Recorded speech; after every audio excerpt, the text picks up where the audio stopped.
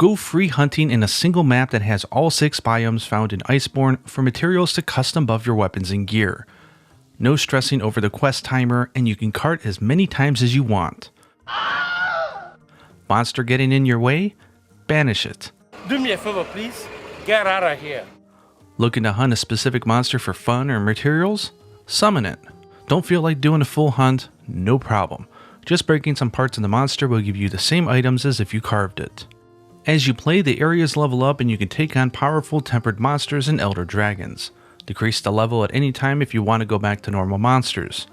Finally, mine the ores to earn a massive amount of fuel for the steamworks, and you'll be swimming in king armor spheres, useful items, celestial prints, and if a festival is ongoing, even decorations as well. No way! It is literally a playground that pays out tons of useful materials no matter what you do. Does this sound like the Guiding Lands experience that you've had in Iceborne? No! No! If not, then maybe you're like me and you might be surprised to find that Capcom has fixed the endgame of Monster Hunter World Iceborne over the last 10 months. I really didn't like the Guiding Lands last September when I played it, and it was part of why I stopped playing Iceborne altogether. However, Capcom has essentially fixed it and created something that deserves to be revisited. In this video, I want to go over how exactly it's changed. September 5th, 2019, version 10.11, Iceborne's release. The concept of the Guiding Lands is neat. It's a free hunt area with monsters rotating in and out. You do normal quests and investigations to get parts to craft gear, and in the Guiding Lands you hunt and get materials to augment and customize them. As you do more, the areas level up and harder monsters appear. You can even cart as many times as you like. But in practice, leveling up an area was a stupidly long process and grindy, made worse by the fact that monsters have a lot of health to offset the fact that you can cart an unlimited number of times. Because leveling an area was so hard, the mechanics of the levels fluctuating up and down was super stressful, and other players' actions online if you teamed up with other people would mess up your hard work. Finally, getting the monsters you needed to appear was behind a horrible grind wall, and even then at the mercy of RNG if they actually appear or not. To me, it felt like the decoration system, which I disliked so much. More RNG behind a grindy system, but that would start to improve in future updates. October 10th, 2019, version 11.01. Along with adding a new volcanic area, a massive update came to the way that the Guiding Lands worked. Vastly improved region leveling. The grind needed to go from region level 1 to 2 was left unchanged. Levels 3 through 6 were dropped all the way down to the way it was with the threshold for level 2, and the grind needed to go to level 7 was dropped down to what it used to be for level 3.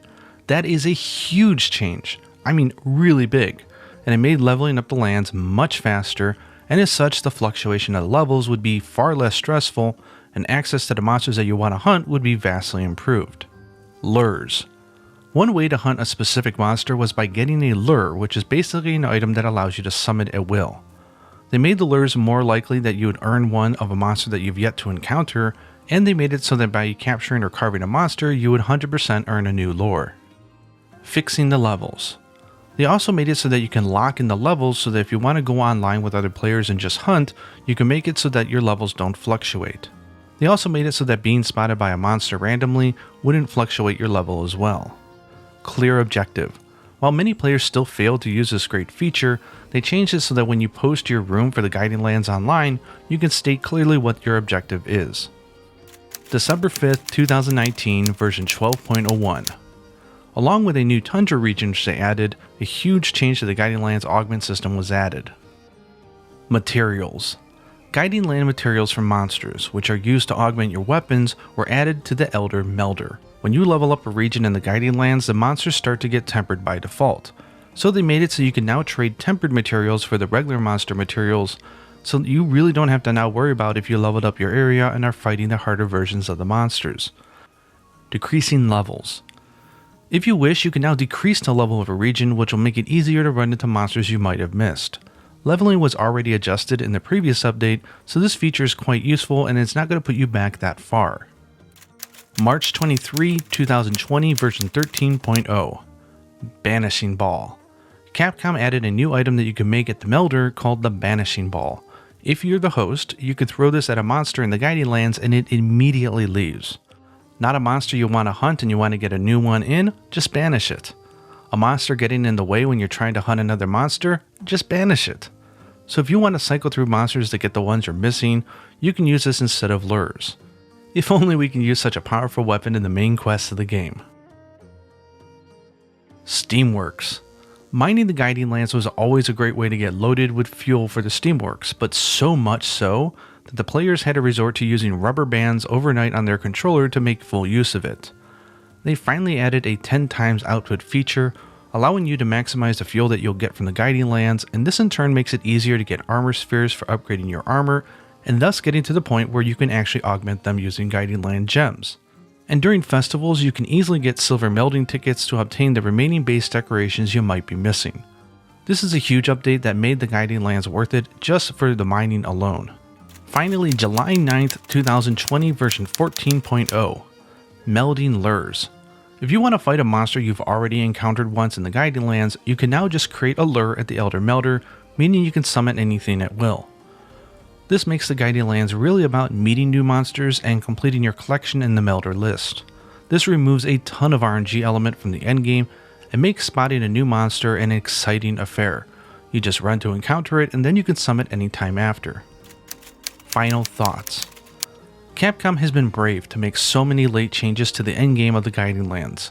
You can easily level up an area simply by lurking around a monster and collecting its tracks, and when the area goes to level 5 or 6, which only takes an hour or so to do, just hunt a few tempered monsters and you'll be at level 7.